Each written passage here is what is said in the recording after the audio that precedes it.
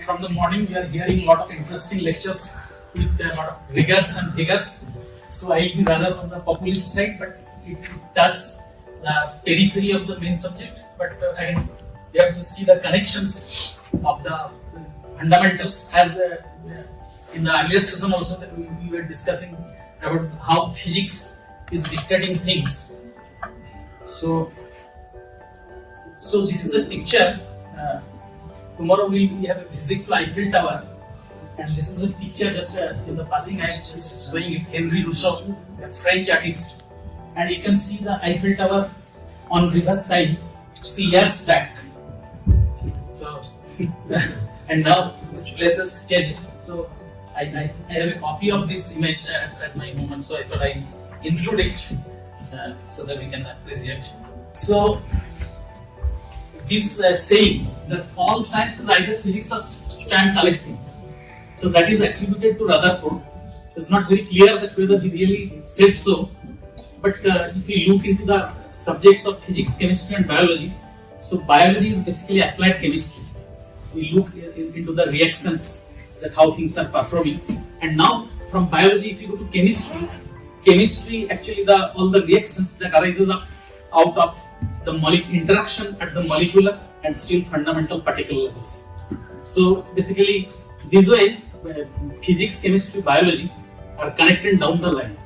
But at the same time, in this century and as we are progressing in time, people are feeling that more problems are lying in the biology, because ultimately everything is for human well-being and humans are involved.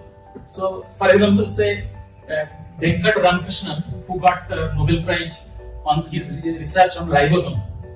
So like he was a biochemist, he was basically a chemist by training, but when he was trying to find an interesting problem, he found that most of the problems in chemistry are solved. But life is offering a lot of complexities which are not really solved and will take decades and centuries to solve. And so therefore, physics may be the driving factor in one side, but on the other side, we are finding more problems in biology, and we are trying to, and it has become an interdisciplinary area where all fields are working together to go into this. So this picture actually it is from a book of McFadden and Al-Khalil, Life on the Edge, a popular science book. So we can see that how things are connected. Like for example, flight of a plane, how a vehicle moves, or even sports and all the events, day-to-day life events, we can very easily describe by Newtonian mechanics, the force and the movement of things. Now, at the microscopic level, where there are a lot of particles are involved, thermodynamical laws govern the systems. And finally, quantum mechanics. Because again, as we are discussing that ultimately everything is the interplay of particles, and where the physical laws of the scales are different, and where we have to understand things in a manner which was described as Schrödinger, and then subsequent developments where the conventional thinking fails. So down the line, if you have to analyze things, you have to go to the quantum mechanics level, and in between, thermodynamics has a role to play, which gives us a lot of insight and understandings and idea about developing things. So, for example, like a lot of properties which we are discussing, like pressure, temperature, and all these things, which actually dictate the system behavior, basically are outcome of the interplay at microscopic level. So, however, without going into the detail of the microscopic description, we can talk on the macroscopic level, and macroscopic thermodynamics has developed certain laws which are applicable to universe as a whole and to the down the line to physical systems and processes. So, like this is said that that physicist Uwe Lode, he has said about the power of thermodynamics that you see that it is a remarkable illustration of the ranging power of the human intellect. That a principle dictated for puffy steam, a clumsy steam engine. So where there are a lot of leaks and pollution and all these things. But where people studied the work and heat interaction, so laws are developed there which should apply to the whole world and possibly even hold to the cosmic universe. So the thermodynamical laws helps us to study, for example, energy conversion devices, the chemical conversion and reactions, which is applicable to biological processes as well. See, astrophysics, the living systems, and also it dictates the directions. Like sometimes the mathematical formulation or the formalism of physics, formalism of physics without the thermodynamics do not help to understand the direction. So it looks like to be reversible, but in a thermodynamic aspect, there is an arrow of time and which dictates the directions of the processes. So very interestingly, the first law of thermodynamics, which is talked of that we feed energy and we convert the energy to something useful, and for that we define a thermodynamical efficiency. Like the cow eats the haze and it produces milk, and we want that we get maximum benefit. So this is what is we can call the first law efficiency of a thermodynamical system. So which is applicable to say automobile engines, to power plants, and we can think of human being as a heat engine. Even the tissues and cells, they are also sort of heat engines which consume energy and produces some useful energy in the form of work. So we have the first law efficiency defined as the useful work to the heat input. And if you look at the values, say typically engineering science, the value we deal with is 30-40%. So for power plants, automobile, this sort of values. And photosynthesis is very interesting that we get an efficiency of 2%. So looks like nature is very inefficient. But the thing is, nature has so much supply of energy. There is so much abundance of energy. So it does not need to evolve a system which has to be efficient in that manner. So, like it is a French physicist, engineer, Carnot, who has given the values of what can be the maximum efficiency, which govern the first law efficiency. Is something like mechanics of fire. So I cannot really read it. And also in this context, that from thermodynamics also comes the concept of stability and equilibrium. So basically, in living systems and living reactions, they are mostly in the non-equilibrium zone, and this figure helps us to appreciate that, like for example, an object held at a height will fall, and here it is metastable. So at a certain zone, some kind of perturbation will not disturb it, but some little more of perturbation, it will fall into the ether. And is, for example, here where it has the lowest energy, so it has become stable. So this is applicable to different systems. And for example, like we are today discussing of metastasis and cancer and all these things. So here also again, the system is seeking for an equilibrium which can be explained and understood from the thermodynamics perspective. So for example, see in chemical processes, the energy currency that is used gives free energy.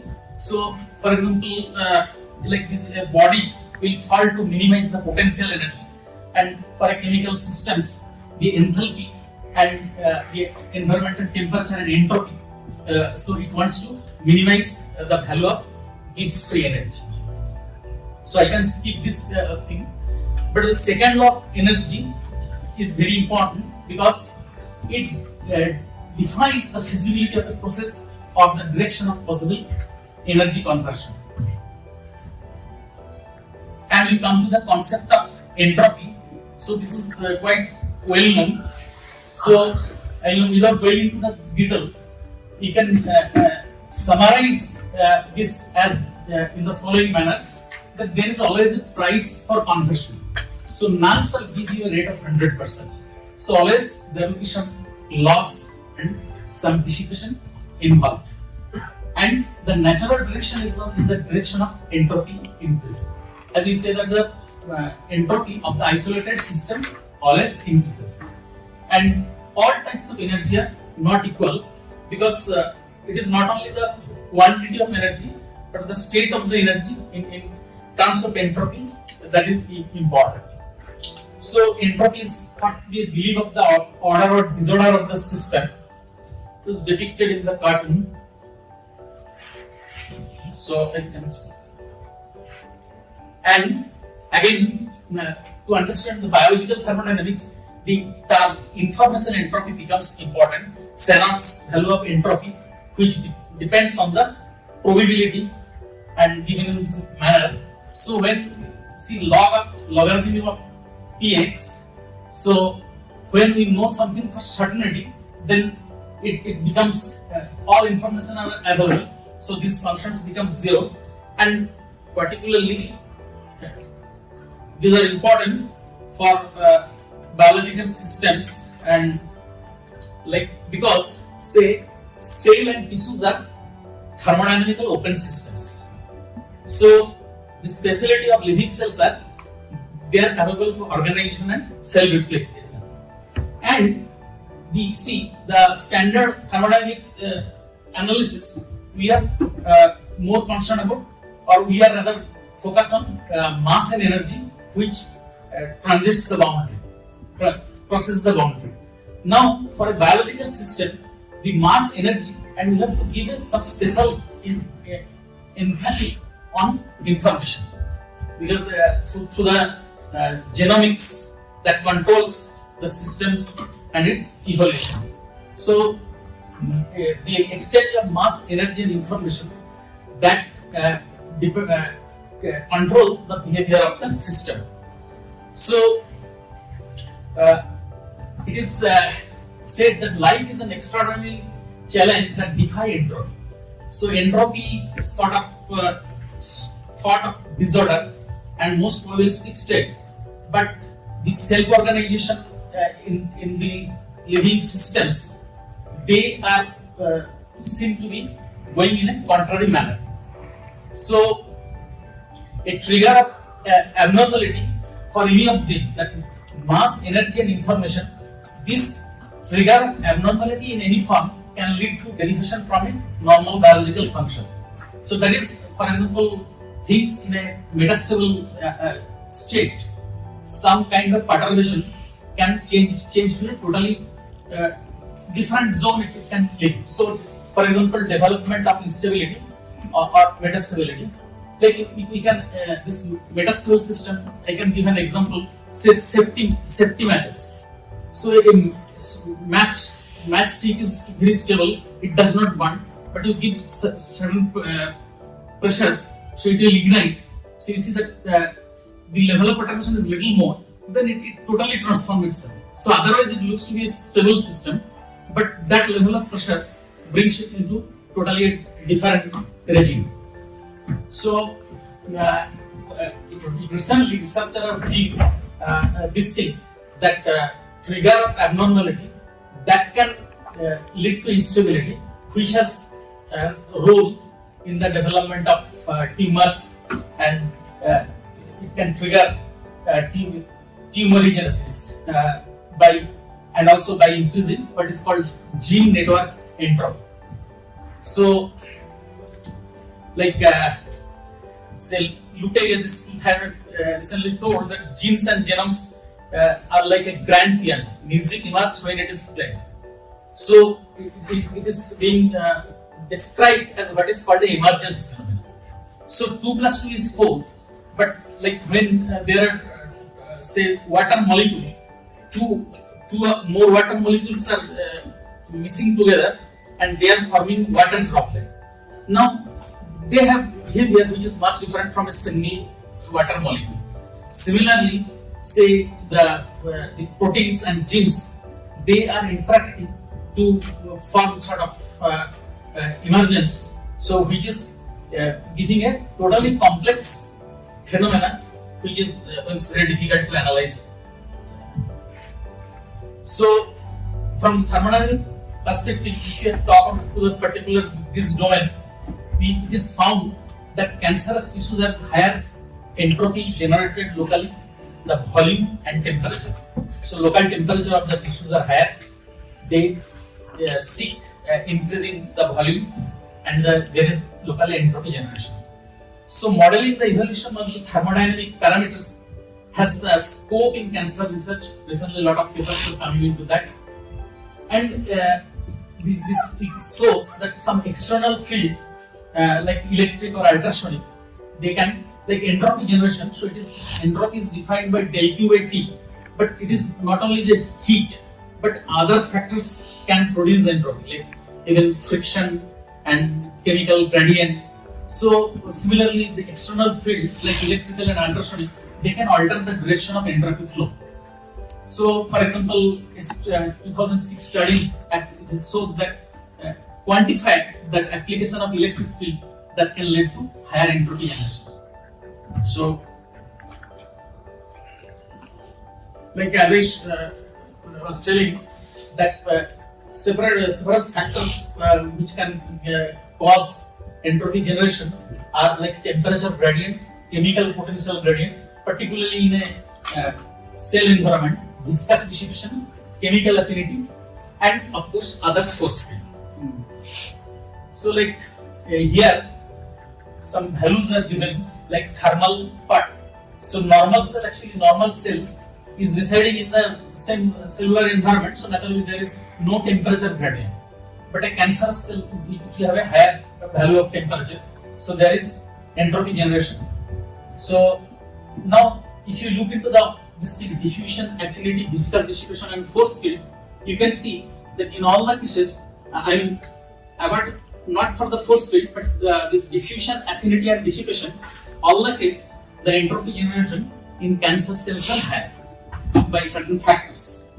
Now, suppose a square wave electric pulse, its effect when it is calculated, it is found that the reverse is happening. So, for the entropy generation by force field for a normal cell is higher than that for cancerous cell. So that is why application of these fields, they are effective tools.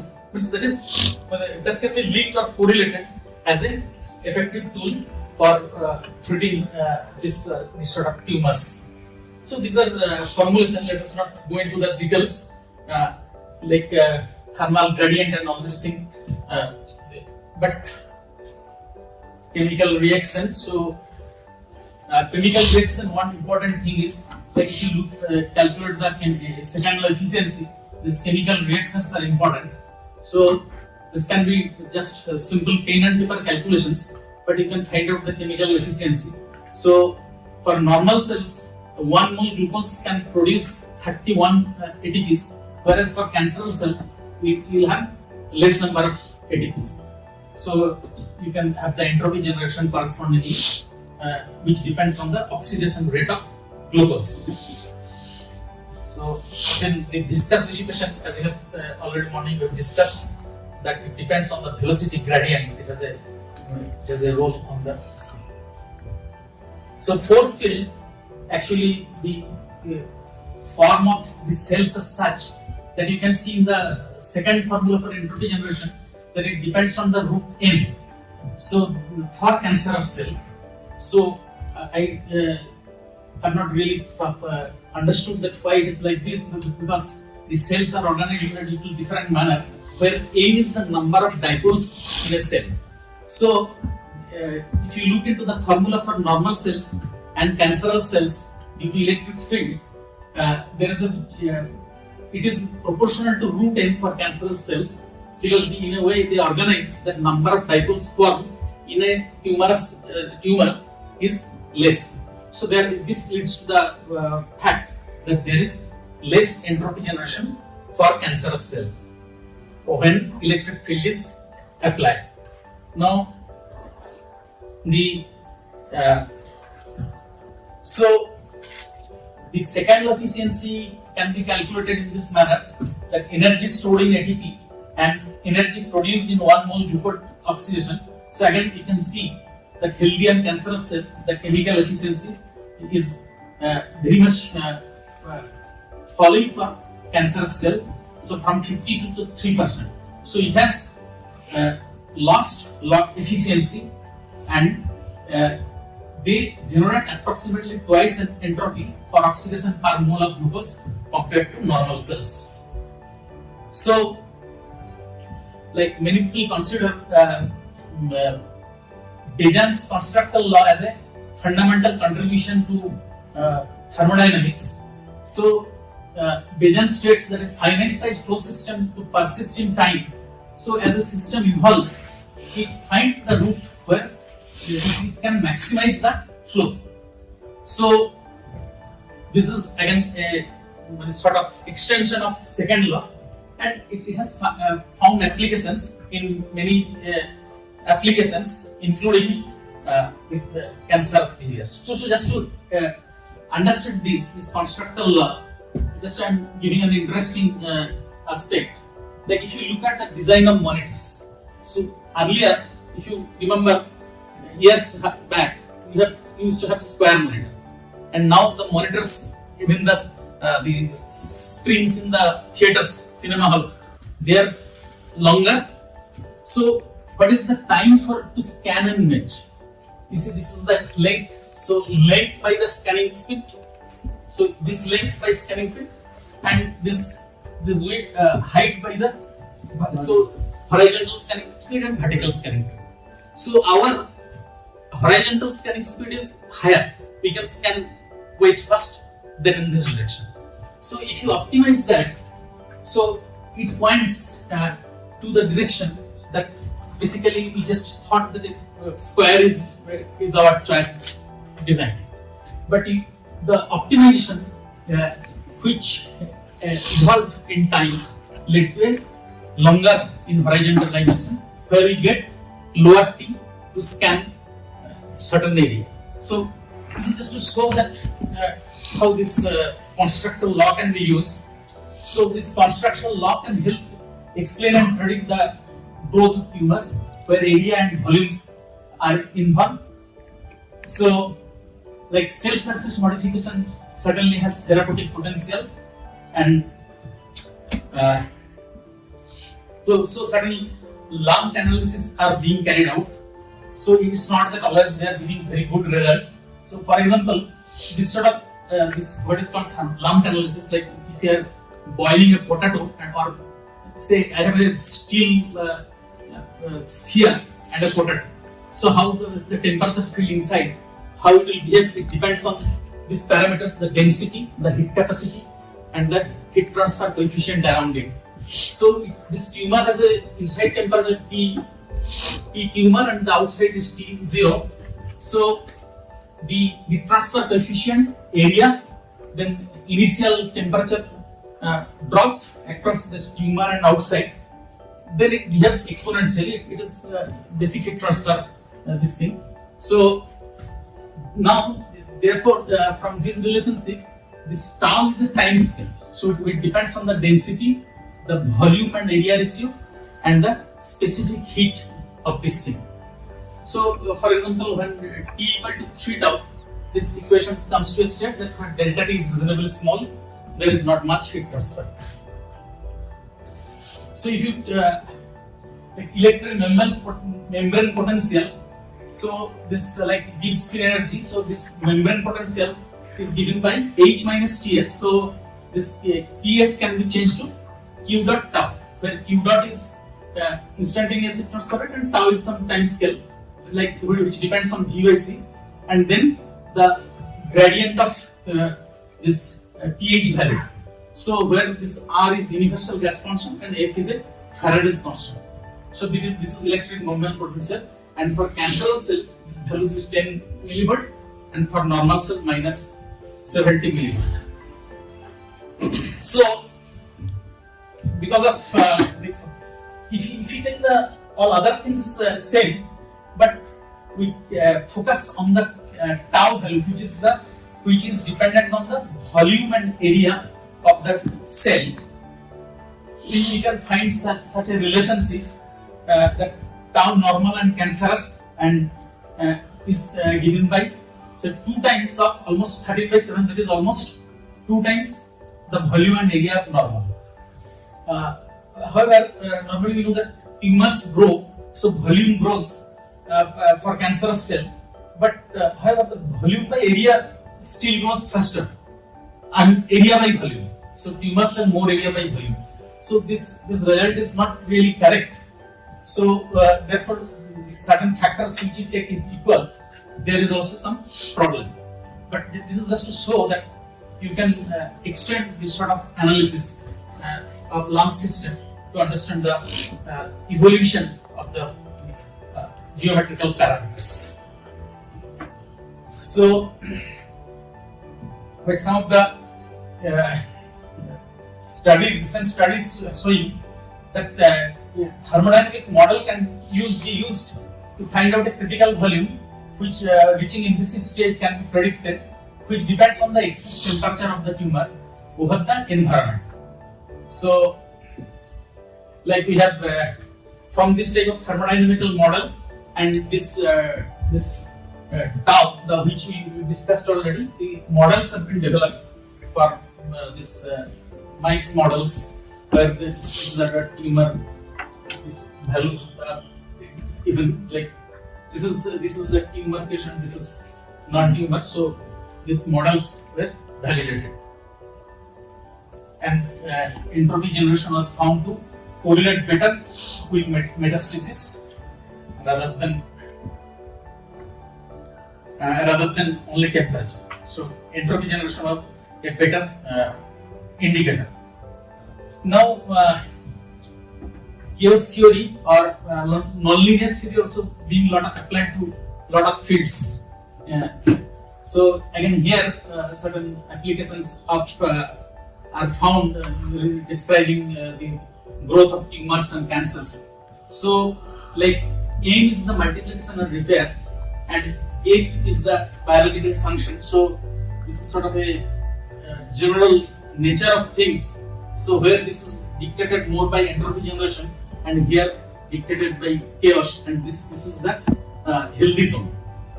And now this thing, or from organelle to cell to tissue level, there are connections which can be expressed by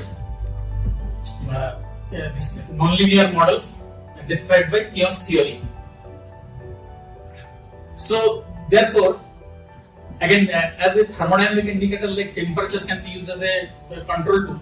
Similarly, from the chaos theory, that chaos has a connection to development, like the growth and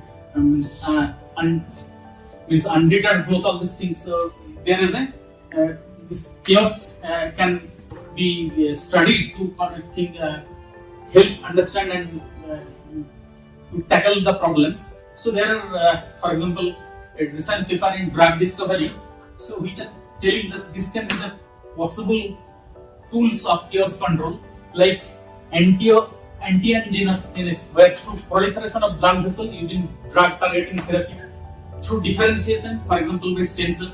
So these are basically these are known things, but basically you can see them from the nonlinear theory or chaos theory angle. That how, because as you know that chaos theory tells that initial disturbance initial condition or initial slight change in initial condition can lead to a totally different result. So therefore, this certain factors can lead to a very different state, which can be desired or undesired. So that can, so they are like differentiation, then pro-senescence by stimulation using senescent cells, like adaptive therapy. So, for example, the therapies like certain chemotherapy, like lot of normal cells also try. So, adaptive therapy will against the fixed treatment protocol. It will be continuously modulating the treatment to attain higher fraction of healthy cells. So, and circadian rhythm. So, like melatonin has protective effect. So, again, if you can tune the treatment with or in circadian rhythm, that can again control the proliferation of cells. So, and also, for example, my studies were related to thermodynamics, but as I said, that there is a quantum connection. So, recent paper like quantum biology, so like through microwave technology, which is called passive microwave radiometry. They are the new horizon which is opening. So to conclude, so biological thermodynamics shows certain interesting angles on the subject. So as the cells interact mechanically, electrically, chemically, and through processing of informations, and where they are open systems, so thermodynamic understanding can be helpful to study the growth and eventual prediction of the behavior. And particularly interest is the evolution and exchange of entropy, which can be controlled by applying fields and flow control and chaos control. So through nonlinear theory has a potential route to win over the dead disease. So thank you. Long live India and France friendship.